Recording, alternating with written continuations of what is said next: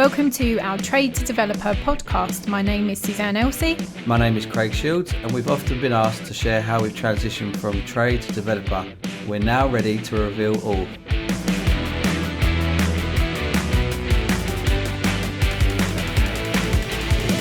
So Craig and I then decided we would go into partnership together. So we created Link ID, and the name came from the fact that our companies were linking together. We couldn't just have Link as a name. Apparently there was something too similar. So we put the ID behind it, which actually stands for Invested Development. The reason I reduced it is because I really didn't want to write Link Invested Development on every email address. Been a bit of a mouthful. It would be, wouldn't it? Yeah. So we abbreviated it, and now we're known as Link ID Limited. Explain how we started with absolutely no money. We started with absolutely no money just before COVID, I think. Was it right? Just before COVID, yeah. So we looked on auction, we wanted to do something quite quickly. So auction's always a quick place to go because obviously you can exchange and complete within 28 days. Found a property on Clive Everson, and it was a bit of land that had planning permission on, so it was like, great, we need to find something that we can just get on with straight away. I think the land was up for £100,000 and we needed to raise £100,000, which we went out and done between the two of us. We'd done that within 8 weeks and had the land standing on it, ready to go with a shovel within 8 weeks. And that's where Link ID came from. So that gave us at least a year and a half's worth of work to get on with. So that was brilliant. We've created our own work from our own job. But then obviously from there, we knew that we needed to take this further, didn't we? So we've taken ourselves through we know our trade. As interior design, and I know as carpentry, but there's a lot of stuff in property that we needed to get our knowledge about, wasn't there? Which is one of the reasons why, along the journey for the last 5 years, we've educated ourselves. And one of the biggest things for me is educating ourselves in property and educating ourselves in finance and everything like that, because we do know our trade. So what you don't know, you don't know. Is that the right saying to say? Yep. And so we've spent a lot of time on educating ourselves and educating ourselves on a lot of property events over the country. Biggest thing for me, and the reasons why we're doing this course and this podcast, is to get out to tradespeople that they teach you on these courses to meet people that do what we do. And for me, it's like, I was the only builder in the room at one of the property events we went to. And I remember saying to the event organisation, "Where are all the builders?" He's like, "They don't get it. They don't understand. They're not here." And I was like, "This is mad."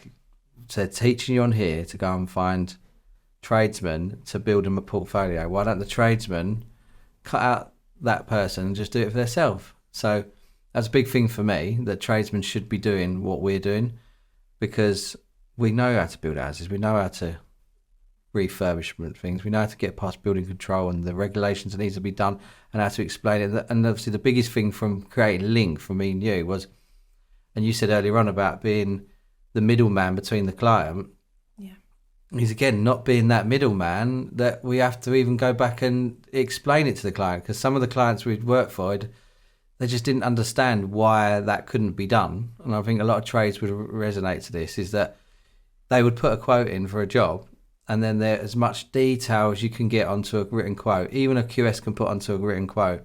There'll always be something missing. To then justify that to the client for the extras, you find yourself either out of pocket or doing something to your reputation that is not no fault to the tradesman or the client. It's just, like you said, communication is a big thing. So there's a big thing in the construction industry about communication. It's one of the reasons why we take people through on our course from being a trade to being a developer, because there's been a trade and there's been a trade right and doing it properly, to then being able to do a developer. You can't just drop everything and then go over. When we got Ramsgate, we were still doing client jobs, weren't we? So absolutely. 100%. So we needed to be able to have client jobs running alongside that. So the reason why we put this 12-month program together is that let's get the trades point of view right. So you're running your property right, that you're not on the tools, and then you can move over to being a developer, because it is a completely different game.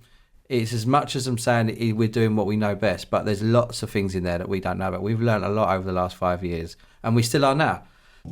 It's taken us 7 years to make the transition from working with clients through to developing our own portfolio, and we can speed that up for you. If any of this resonates, please do register now and we can help you transition yourself from trade to developer in just 12 months. And I think that's why we've packaged this up, is that we've come together with two different outsets, client outset, trade outset, between the two of us, and it works really well. And that's why we've formed these 12 months that they can take from being a tradesman to making sure you're doing what you're doing right, first of all. And that's what that is all about. You can't just drop your day job to go and then just be a developer. It doesn't work like that. You have to do your trade right and then be a developer. I mean, we've both realised that, haven't we? That we need to be able to do that all the way through. So it taken us 5 years now, and I haven't completely dropped all my clients. I've got 2 clients. But I've picked the 2 clients that I want now, and they're developers that are doing the same thing as us. So I've got to the point now where I actually pick who we want. And I think in any trade, you should be able to do that if you're good enough. And that's why I want to take people through this step-by-step stages to get to where we need to be. From learning from what we've done, from when we got our first development, from Clive Emerson, learning along the way, doing the education, and then being able to go, right, I'm going to provide myself work repeatedly over and over again. Same thing for you? Yeah, pretty much. I think it's a mindset shift, 100% a mindset shift. You know, you're no longer in that trade area. You have to have a completely different mindset, especially when you're asking other people for money. You're not asking them for money, you're offering them an opportunity. So that's one big thing that I felt probably held me back a little bit initially. And doing the training absolutely shifted that mindset for me. And also the numbers, you know, on a development, the numbers look even huger than doing a refurb for a client. You know, you're talking, 80, 100 grand refit, 200 grand refit was probably the biggest one I did for one particular client in Covent Garden versus a £2 million buy. Plus the spend on top. So, there's a few extra noughts on the end, which can be a little bit scary. I think if you're risk averse, it's probably not for you. However, with no risk, there's no reward, is there? That's right. But the only reason we could do what we were doing is because we had the experience from what we'd done before running a business. Absolutely. So obviously, same thing with myself with the construction side of things is that if I've got a team there, 11 guys, that I had to get that trade to working right without me, because I think a lot of trades companies will be, well, I have to be there every day. And I think that's where we're trying to get across is that my company was running without me in it, and you got to get the trade point of it right first of all before you can even go into doing development, because otherwise you're not getting paid for your day job. You need to make sure you're getting your day job paid, and then to be able to replace it with the development. And then the rewards will come. It won't happen overnight. It's not a get rich. Property's not a get rich. It's definitely quick. It's definitely property is hard. It's one of the things I've heard of a lot of people is that people think getting into property is easy, and it's not. Property is definitely hard, but you need to make sure you got the right education to do it. The biggest thing that I've seen, like I said time and time again, is that the trades thing is a big thing for people that are not in trades doing developing. They say, I've got to find a good builder. All the time. Exactly. So the biggest part of property Absolutely. is the building side of things. So if builders can do that for themselves, you're halfway there. There's another half to follow. And there's a lot to learn with it. And it's making sure that you got your bread and butter works there first of all. Because we had that in the background. We had a few client jobs going still. And it's taken a while just to sort of release them and then start picking what we want. And not saying yes to all the jobs that come in and start saying no to the ones that we don't want. And I think that's like the biggest thing for me by doing this. People always say to us, like, I'd love to do what you do, but yeah, okay, you do it, but there's a process to follow. And you've also got to make sure you don't fail because, like you said, with the numbers are big. So there's bigger risks that come with it. So make sure that you get educated right. Make sure that you're getting your day job paid first of all. This is the biggest learning curve that I think everyone needs to take out of these podcasts going forward is that it's all the due diligence on your numbers, how to stack the deal properly, what the risks are, and going into it with your eyes wide open, really. And I think also some of the guys I've met in the past, you know, they are the business. And if you're in that position where you are your business, then it's going to be quite a big transition, and you haven't really got a business, you know, it's you. So if you want a business, it's got to run without you. And even if you dip into it and you do, you know, like the client facing stuff right at the very beginning and get the sales in, that's fine, but you need the process afterwards. Yeah, definitely. There's certain bits in my business that I've still got to do, and it's winning them big client jobs. Like I said, I wanted 2 jobs now that run alongside what we do. So, and they're the high value tasks, but the day-to-day running of the business out on site, making sure the foundations are set out, making sure that the wall plate's going in the right place.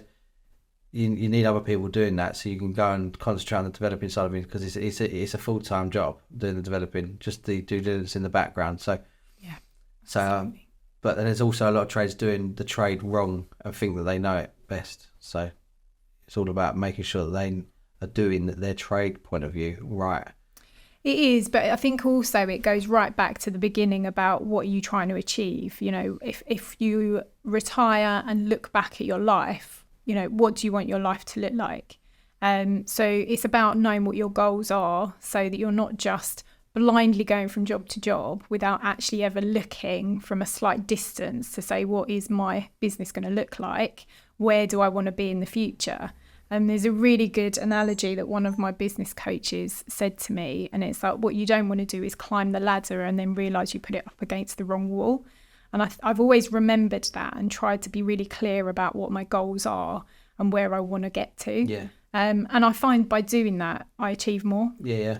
So that's always been a key part of us, isn't it? Yeah, definitely that as well. And I think a lot of trades as well, they find it hard to put the tax away, put the VAT away. Then the pensions always come last. So a pension, you always hear a lot of people saying, "Oh, I bought buy-to-let, it's going to be my pension when I get older." And that one buy-to-let probably won't make you retire unless you sell it, and then you've only probably got you're going to get taxed on the capital appreciation, and then you're going to end up not being able to live on it. So building a portfolio with a few properties in it, but by doing it with your own trades, then that's where my mindset with it is, because I don't want to go on forever doing what we're doing, the golfer and tennis elbow, bad backs, long nights, early mornings. It'd be nice to get everyone else to appreciate their trade and their value of what they actually can offer. Yeah, and I think also you've chosen your lifestyle, haven't you? You can actually take your kids to school, you can go to the school play, you can be around for Leone, you know, and likewise, that's something I've always loved about, you know, working for myself, is that flexibility of, you know, if I need to catch up, I can catch up at weekends. If I don't need to, that's great. And if I need to take some time out during the week, I can. That said, I work more hours now than I did when I was employed. But obviously it's for my benefit. It's not for their benefit. And I think that's the crucial part. And I think that also resonated with both of us from working with other developers. You know, I'd walk into, you know, sites and think, why have they done that? You know, it's not practical at all. Even just walking into clients' homes and spotting, you know, just awful architectural, you know, mishaps or mistakes. No storage. That's my big thing, big bugbear, no storage. But also just about the practicalities of room shape, room sizes, you know, the fact that suddenly you've got a room that you walk through like your hallway that's massive and you've got a tiny lounge, you know, just really silly things that could be avoided. And I think that's something I've been passionate about, as well as the design, but particularly how people utilise their space is a key thing for me. And I suppose if you want to put a name to it, my superpower. Our own developments, that's right. And that's what I was saying earlier on about the being able to make your own decisions on site and stuff like that, is that rather than go back to the client and explain to them, well, actually this needs to be changed, but sometimes you only know them things when you're going along with the project. Yeah. But for a tradesman, they can make that decision themselves if it's their own project. And that's one of the biggest things for us is doing this, is knowing your value and not having to explain it to a client, and knowing that what you're going to do is actually going to be really benefit for the end of the job. So I think this transition that we can take people through is going to be good for the next 12 months on the program that we do, is taking them from trade to developer. And then the rewards that they can get from the end of it is is great because we've seen them ourselves. So thank you all for listening, and thank you all for your support, and please subscribe to the upcoming podcasts. Just remember the famous quote from Henry Ford: if you always do what you've always done, you'll always get what you've always got.